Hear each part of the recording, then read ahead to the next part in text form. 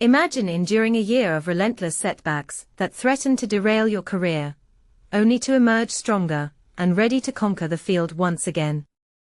Zander Fagerson's triumphant return to rugby is a testament to perseverance that will leave you inspired and questioning the true cost of elite sportsmanship. After a grueling 232 days sidelined from the pitch, Zander Fagerson, a cornerstone of Scottish rugby, has finally stepped back into the spotlight. No longer haunted by those recurring calf injuries, 3 were more than plenty for one season, and no more bizarre knee setbacks, like the one that struck during a routine gym session lifting weights. On Sunday, facing Tonga, the tight head prop made his long-awaited reappearance since April, and his delight was evident in every powerful scrum. "It felt like months enveloped in shadow," admitted the 29-year-old following Scotland's commanding 56-0 victory. "But honestly, my stamina still needs a bit of fine-tuning to catch up." For Fagerson, the year 2025 stands out as the most challenging chapter in his rugby journey. He was performing admirably in the Six Nations Championship, a prestigious tournament pitting Europe's top nations against each other in a battle of skill and endurance, when a calf injury struck during training with his club, Glasgow Warriors, in April. Despite this blow, he earned a spot on the squad for a tour to Australia, though fate had other plans. One calf tear cascaded into another, compounding his frustration. By September, having moved past the disappointment of missing the British and Irish Lions tour, a highly coveted international series, and believing he was primed for action, disaster struck again. His knee gave way in the gym. Back to the starting line, essentially. In the aftermath of the Tonga match, with a radiant smile, he recounted the ordeal that tested his resolve. Now boasting 76 caps, those precious international appearances that signify a player's elite status, the time off imbued his words with the fresh excitement of a debutant. Did nerves play a role in his comeback? Absolutely, but his primary concern was for his family, praying they wouldn't witness another mishap unfold. "At the end of it all, I'm pushing forward for them," he shared, referring to his wife, their 4 children, and the wider family network. "Through those bleak summer days, they've stood by me unwaveringly." So, this return was a joyous moment for everyone, not just me. It held profound significance, and I'll be upfront. Seeing them during the national anthem stirred a brief emotional tremor in me, but it passed swiftly. It felt liberating. I was absolutely elated to be out there again. A touch out of practice, sure, but I'm optimistic about progressing from here. The summer months had been particularly arduous.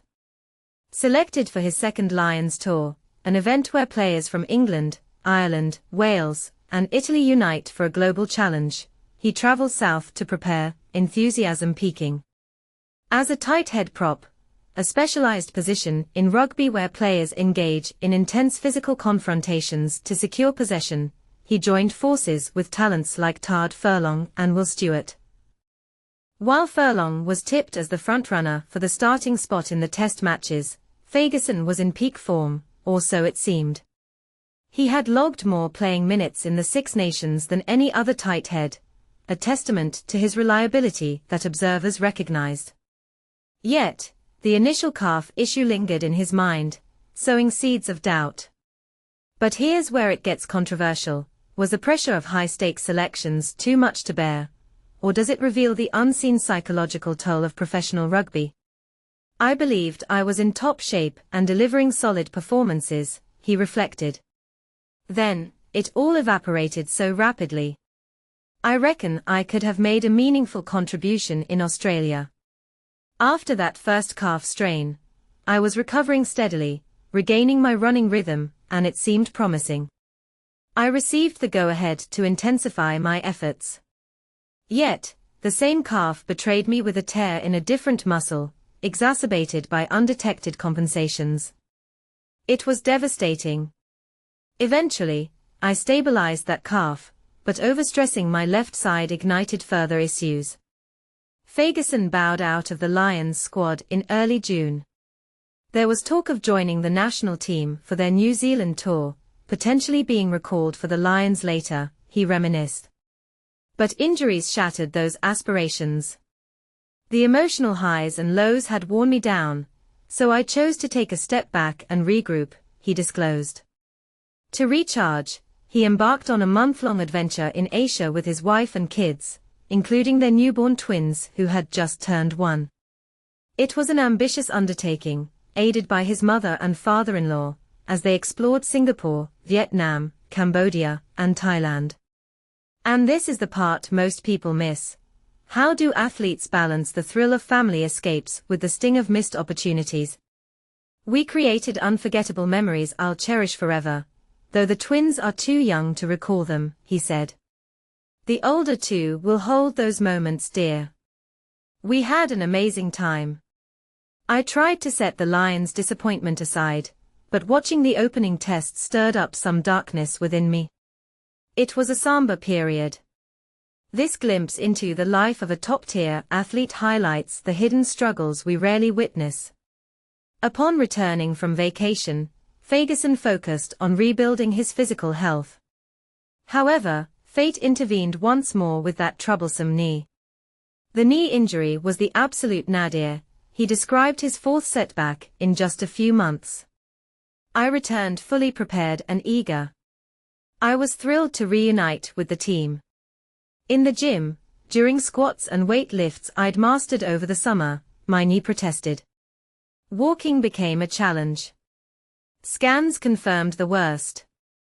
It ranks as the darkest point of my career, hands down. My wife, Yasmin, insisted we needed to talk. She'd noticed my prolonged gloom.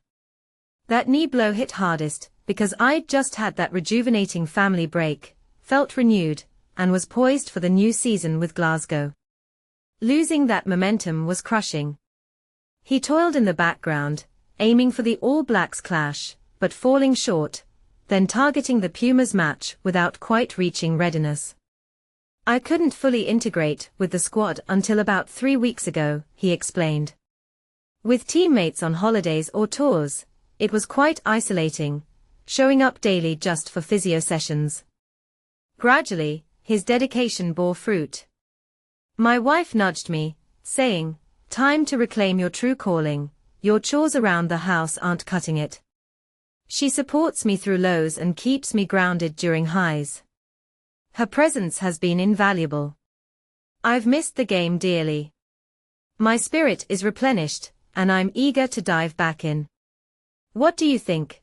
Is the sacrifice of an athlete's personal life worth the glory of the game, or should sports prioritize mental health more? Share your thoughts in the comments. Do you agree that family anchors like Fagerson's wife are unsung heroes, or disagree that such pressures are inevitable in elite sport? Let's discuss.